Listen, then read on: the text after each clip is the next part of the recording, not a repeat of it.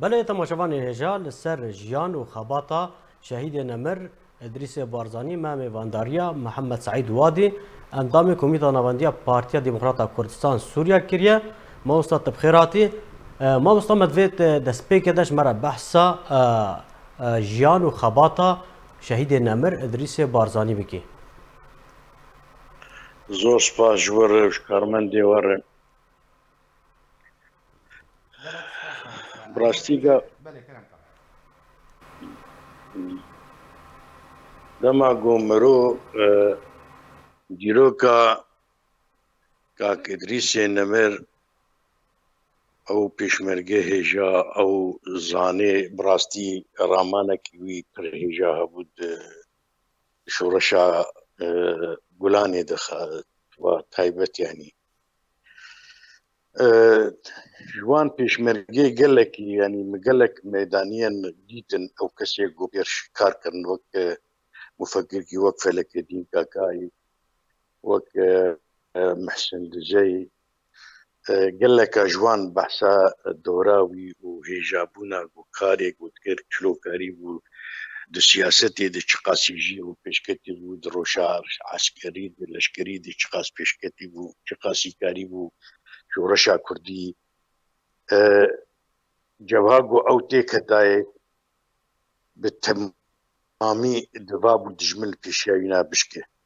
و وەختێ گۆ ئاشتی بەهاتا خۆستین ژگێ ئەو بەڕاستی مهندزێ ئاشتیە بوو ئەو مهندزێ ئاواکردنا جەبها کوردستانی بوو ینی ئێگۆ جەبها کوردستانی سێوێ دانین جەنابێ ئیدریسێ نەمر دانی ینی ئێگۆ بێتر بەهوەریتانی ئن و کورد نەل سەر هەڤێ ئەمێ نگاربن تشتێک بسەرخینن ئەمێ خۆبخە هەفتوو بێشینن و وێ دژمن شخواردمە بفەرجێ ینی بریارە گۆستن جارێکی سەرۆک بەرزانی بخوا سەرۆک بەرزانی مەسعود مەرخال کرد چاوا گۆ بریارستن گۆ دوێ ئەم هەرن جەم مام جەلال وەختی شەڕێ ناوێ ناواندێ بریارستن گۆ ئەزێ هەرم جەم بێ گۆ بشەر بسەکن و بێ تشتێک و علمی وان کرد و گۆ ئەزنی بێم واز هاتم وەفدەک بمڕەیی و هات لەبەر جەلاسەکردنی بۆ کەرم کاغاتە سپیتە قێ بکاتە داواشتێ نەتکارە مەبداوی بینە و نە ئەم کارن تەبداوی بینن و تالیژی ئەم هەردووژی دبێژن ئەم ئارماجەمە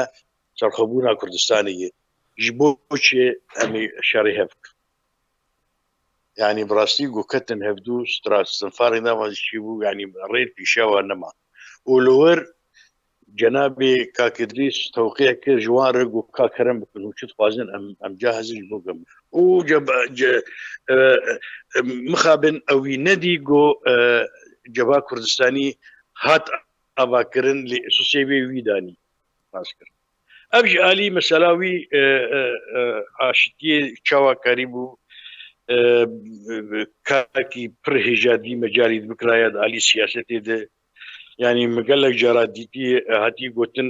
nefsa Kak Felekedîn bi xwe ji mir roşawî got ez xwe dibînim mirîdî wî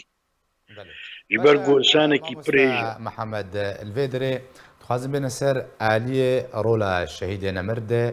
destxistina mafê Kurd çawa ku te xwe jî amaje pê kir ku bi naxeya herî serekeş boî bereya Kurdistanî ava kir da ku daxwaze mafê Kurdî bikin rola wî di vê buwarê de eger tu rûne heyî bixê ser da gelkî rola wî giring bû eşte dim wîna sisê esas wî danî di bira a Kurdistanî de ew wî danî bi mamcelar çû cem wana û got em ê tiştê got hûn li ser kaxata spî zêşter tewqî bikin û kerem bik vê tişt dixwazin û divê em bi hevdû re bin û Cebha Kurdistanî birastî ew wî dewra wî a yekemin bû cenabê Serok Barzanî xwe ji mer got heta wextê got xeruqatê ji qîbel yekîtî çê dibû Serok digot ez tewqîa Kak İdris ez nehêlim bo şerê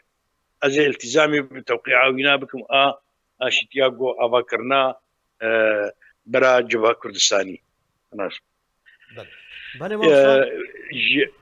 ji vê a wî de êgo danî ber cenabê Kak İdris danî bera Kurdistanî sisê wî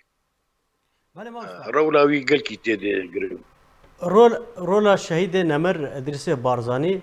دیگه خستنا عالی کردی لهرما کردستان و خوراگریا شورش ده تکاریش مر بحث بکی بله د کوردستانی د يعني يك جوان كسي جو جنابي برزاني مزن مثلا قاوا جو شو اتفاقية اداري توقيع برجيم عراقي يك جوان كسي جو قاوا جو شورشا اداري شورشا ايلولي بري جو بهرفه وقت جو شو وجم نظامي عراقي وشي جم رجيم عراقي جو كان يوم تتخوازن هون دخوازن تخليج برشاق عرضي عراقي بكج شارج بوغو انحصاري سرمشيكن تشيترقو ام بقين تفاهمكي ببدورقو هون تخليج عرض عراقي بكن ويش غير كتن بيشاوي قوي بكوجن اجا قلكي زكي بدفع مسالاته السيارة خشان باشقة او بتشكي برنجي كي ديشو كتن بيشي رجيم عراقي ويش غير ينافي مشينا وجن يعني كاك ادريس جالي رولاوی د هندری کردستانی د شورشی بخوده نه لشکریان گلکی پیشکتی بو و سیاسیین جی گلکی پیشکتی بو او جوان کسی گو دائما دخوز گو مالا کردی سرهف دبینه بکی یک يعني قال لك افد في مجال الشغلي والدبلوماسيه كوي قال لك خرطابو يعني من قال لك محسن دزي هداركر گور مذکرک جنابی برزانی مزنج خواست جمع گو هلدج نظامی عراقی ره گو ازوی و مسعود و چند کسی در رونشتی بون گو رابو پلکشاند و نویسان و دامه گو بحکمی از محامیمه گوشت لیبنر گو والله از محامیمه گو منی کاری بو گوتنک لیکین بکرا نلیک زیده بکرا يعني كاقدريس براسي خساره تقناي عوضان ند شورشا كرديدي وند بيشروجا كرديدي رولاوي قلكي جرينبو راسكر باشا مامۆستا محەممەد یانی وەردا بێگومان دەماک و شۆڕەشێن کوردی دەست پێت کردن ڕاستی نسکوان دەهات ڕاستی یەکبوونە دژمنێ کوردان دەهات دووەردا ڕۆلە شەهیدێ هەردەمساغ دە بەرزکردنە ورەیە وڵاتیان هەرێما کوردستانی و خۆراگریاوەدا بە چ ڕەنگێکی دووەردا چ ڕۆلێک دەدیت قالك رولاوي دالي دانو تسندنك ملتي كردر حتى قالك جراميرد هاد قلت ان افكسي جوك ملحم ديوان بوان دانو سندن ذكرن جبركا قديس جاك الثاني مدي تختك الشاميه مؤتمر ليبيا فقريه جارك ما اوديت قال لك ما تيكيا زي دبير نكر ليه ما ديروكا وي قال لك شوبان ويتشاغي حتى دلي ويفربوا للدرجة ثاني خراب عفوتكر ثاني جحش عفوتكر بس رينا داي قوتيكا بمركزك خرط دانو سندني دي ملتي كرد ري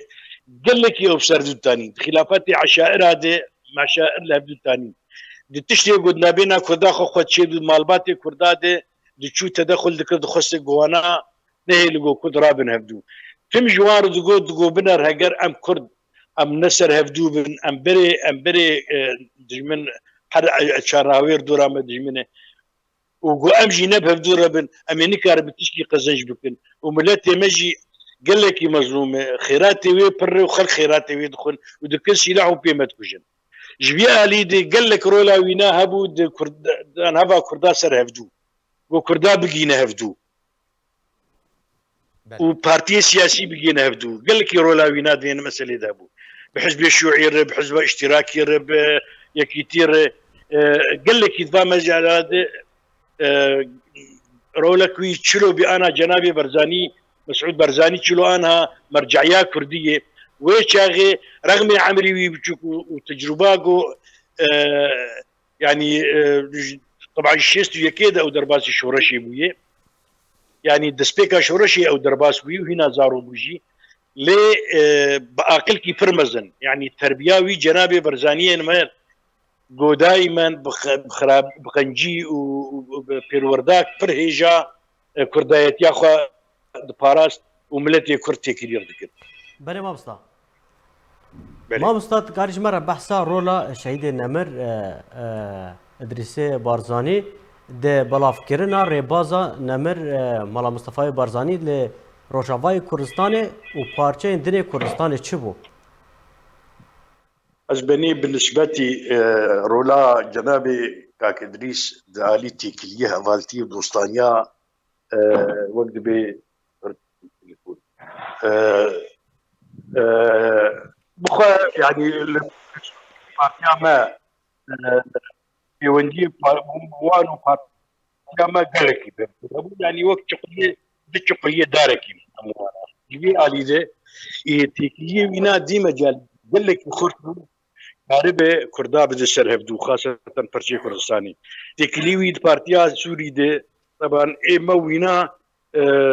قلكي بيش كتبو ناف تكليوي كردستان تركي و كردستان ايراني و رولاوي ذان مجالات ده قلكي رولك دليس او باور بو انه نواتا كردي كردايتي فان برشا ده خرس ببه و دجمن چی پارتیه گو بخوازه چی ببه جبو تشویش لسر في بارتيا يكمي گو چی بويه بارتيا تركي بارتيا عراقي بارتيا سوري بارتيا ايراني اف بارتيا گو جي كرداج دلي خو چی کرنن اف بارتيا گو دورا كي چی بونو اجبر كتن وكتن واري اد جو اف قش تشويش لسر بارتيا يكمي رولاوي ذي مجالي دي قال لك يا ابو تم دقو ام زانن بارتيا سوري تايبت بارتيا وملتي سوري ملتي كردي سوري جنابي كاك ادريس زيده باوريا ويدونو كردي سوري دتنقاي ديجي تخسير نكرج مرد شورشا ايلولي ديجي وشورشا غولاني ديجي قال لك خدمت ذكر من تجي ذكر يعني